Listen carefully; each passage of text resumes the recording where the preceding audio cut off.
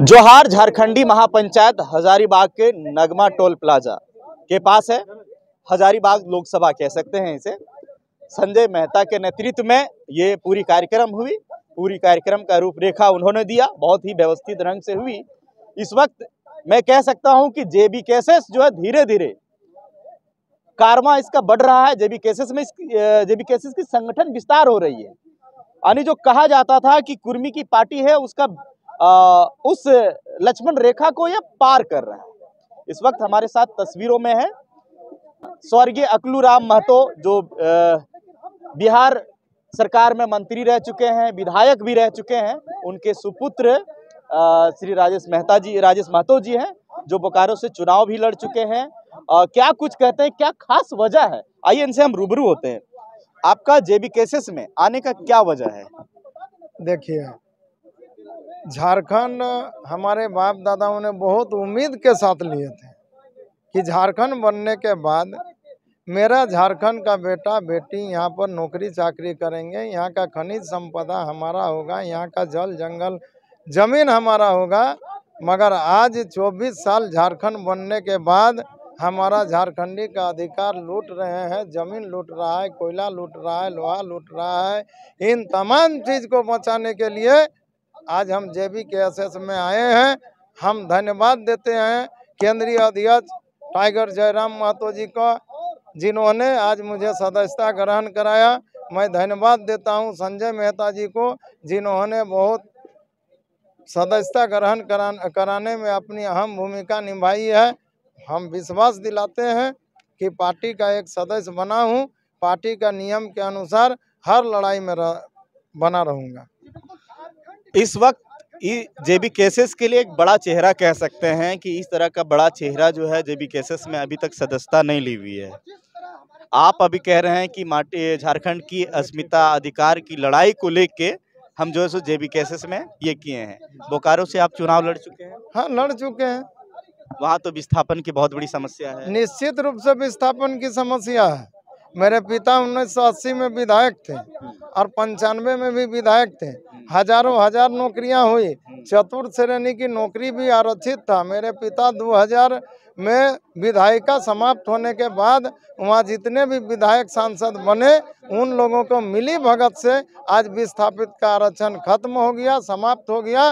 ये मेरा जिम्मेवारी है कि आने वाला दिन में बोकारो का जो आरक्षण था, नौकरी आरक्षण था, उसको वापसी करने का बीड़ा हमारा है। जननायक कह सकते हैं अकलू राम महतो जी को, क्योंकि वो जो एक ऐसा प्रोडक्ट है जो आज कर्पूरी ठाकुर जी का जयंती भी है ना जी, और वहीं से वो प्रोडक्ट जो है सो निकले हुए हैं। कर्पूरी ठाकुर जी का चेला है हमारे पिता। हाँ हाँ, इसीलिए उन्हें भी जननायक। मैं आज उन्हें सत नमन करता हूँ, श्रद्धांजलि देता हूँ कि जिस कर्पूरी ठाकुर के अनुयायी में वो पिछड़ों का, दलितों का, गरीबों का लड़ाई जो शुरुआत किए हमारे पिता अकलू राम महतो, हजारीबाग का धरती में हम भरोसा विश्वास देते हैं कि उनका लड़ाई बंद नहीं होगा, ये कारवां चलता रहेगा।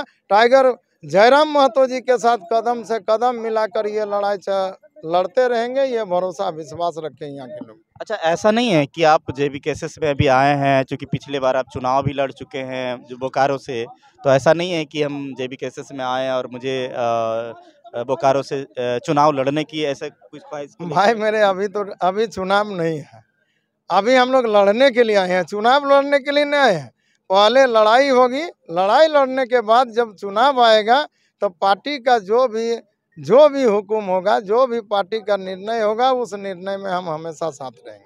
उस निर्णय में साथ होंगे। निश्चित रूप से मैं एक पार्टी का सदस्य हूँ, कार्यकर्ता बन के काम करते रहूंगा। कार्यकर्ता बन, निश्चित रूप से। सवाल ढेर सारी है, रातें काफी टाइम हो चुकी है, सभा समाप्त हो चुकी है, यहाँ लोग भी आए हुए हैं, ये सब आपके समर्थक हैं?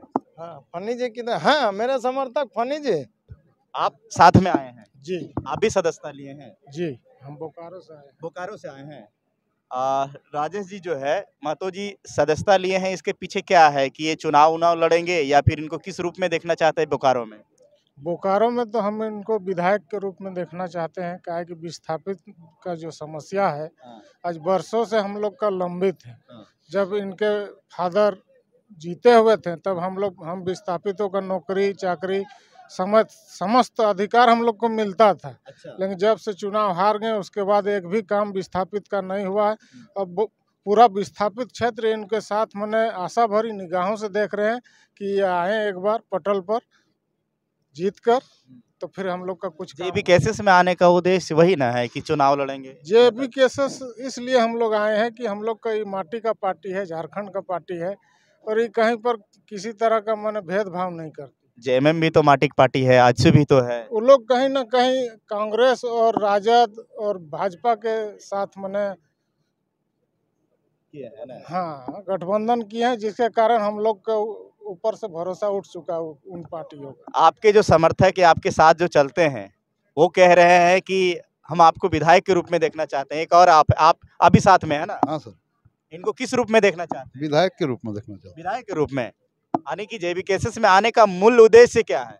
मूल विधायक का टिकट लेना या क्या? नहीं सर, टिकट लेना नहीं है। गरीब आदमी जैसे मजलूम विस्थापित हम लोग के बोकारो में है, ऐसे हैं खतियानी है, बहुत से सारी समस्या है।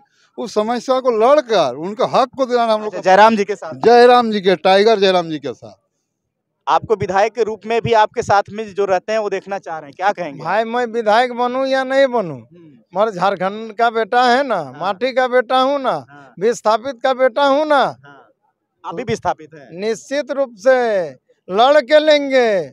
मेरा धरती है, मेरा खेत है, हल चला भी नहीं सकेंगे ना तो कुदाली कोड़ के भी उपजा बनाएंगे, मगर बनाएंगे। धीरे धीरे कारवां बढ़ रहा है जेबी केसेस का। जेबी केसेस दिन ब दिन जो है उनका संगठन विस्तार हो रहा है। जयराम मातो जेबीएसएस से शुरुआत हुई थी भाषा आंदोलन से।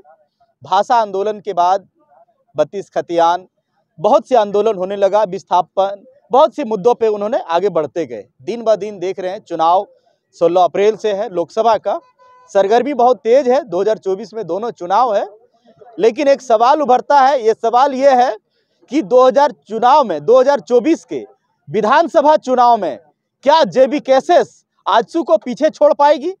क्या जेबी केसेस जेएमएम के बराबरी कर पाएगी या जेएमएम से आगे निकलेगी?